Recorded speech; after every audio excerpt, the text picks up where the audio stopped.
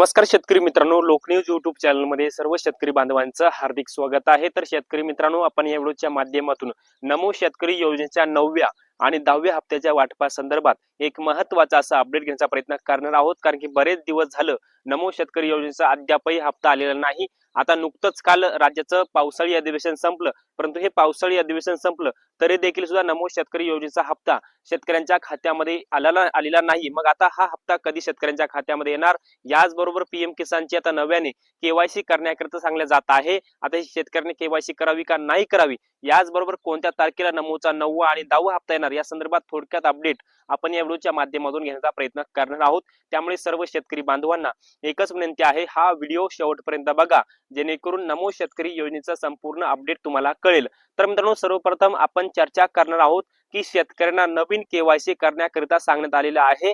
आता ती शेतकऱ्यांनी केवायसी करावी का नाही करावी, आता सर्व शेतकरी केवायसी करत आहेत, परंतु सर्व शेतकरी बांधवांना केवायसी करण्याची आवश्यकता नाही। आता केंद्र सरकारच्या माध्यमातून स्पष्टपणे सांगण्यात आलेलं आहे की ज्या शेतकऱ्यांना पीएम किसान आणि नमो शेतकरी योजनेचे पैसे येत नाहीत, ते पात्र आहेत परंतु त्यांना पैसे येत नाहीत, अशा शेतकऱ्यांनी पीएम किसानची केवायसी करायची आहे। आता ज्या शेतकऱ्यांना ऑलरेडी पीएम किसान नमो शेतकरीचे वेळोवेळी आणि वेळेवर हप्ते येतात, पैसे येतात, सरकारने टाकल्याबरोबर त्यांना पैसे येतात, अशा शेतकऱ्यांना पीएम किसानची किंवा नमो शेतकरीसाठी केवायसी करण्याची आवश्यकता नाही। मग आता कोणत्या शेतकऱ्यांनी केवायसी करायची आहे, आता केवायसी करण्याकरिता तर सीएससी केंद्रवाले सुरू केलेले, त्याने तिथं केवायसी करण्याकरिता रोज मेसेज टाकत आहेत।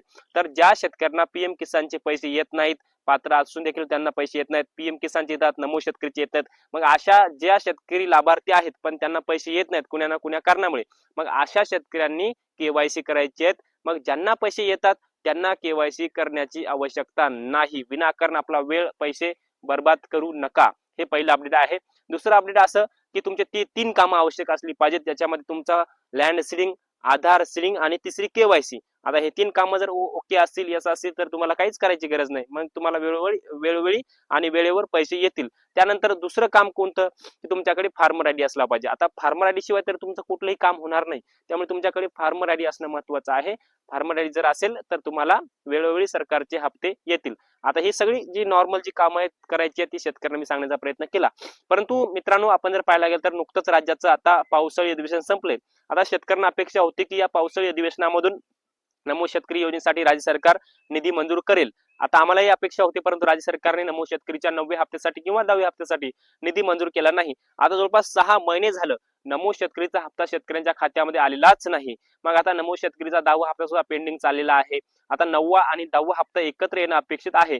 आता एकंदरीत 90,41,241 शेतकरी नमो शेतकरी योजनेच्या 9व्या आणि 10व्या हप्त्यासाठी पात्र आहेत।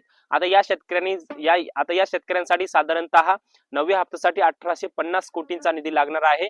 याचबरोबर नमो शेतकरीच्या 10व्या हप्त्यासाठी एकंदरीत 1850 कोटींचा निधी लागणार आहे आणि एकंदरीत 3700 कोटींचा निधी 9व्या आणि 10व्या हप्त्यासाठी लागणार आहे। परंतु तो निधी जीआरच्या माध्यमातून, सरकारच्या माध्यमातून काय मंजूर केलेला नाही। परंतु येणाऱ्या काही दिवसामध्ये आता राज्याचा कृषी महोत्सव किंवा राज्य सरकारचे एक कार्यक्रम आयोजित केलेला आहे। आता त्या कार्यक्रमाअंतर्गत नमो शेतकरीच्या 9व्या आणि 10व्या हप्त्याचं वितरण होऊ शकतं, परंतु अद्यापही तारीखची कन्फर्मेशन झालेली नाही, निधी सुद्धा मंजूर केलेला नाही। परंतु राज्य सरकार एका दिवसामध्ये या निधीला मंजुरी देऊन याचा जीआर निर्गमित करू शकतो आणि दुसऱ्या दिवशी नमो शेतकरी योजनेचे हप्ते शेतकऱ्यांच्या खात्यामध्ये वितरित करू शकतं। परंतु अद्यापर्यंत कुठलीही तारीख शासनाच्या माध्यमातून जाहीर करण्यात आलेला नाही। परंतु एक येणारा कार्यक्रम आहे, त्या कार्यक्रमाअंतर्गत नमो शेतकरी योजनेच्या 9व्या आणि 10व्या हप्त्याचं वितरण होऊ शकतं।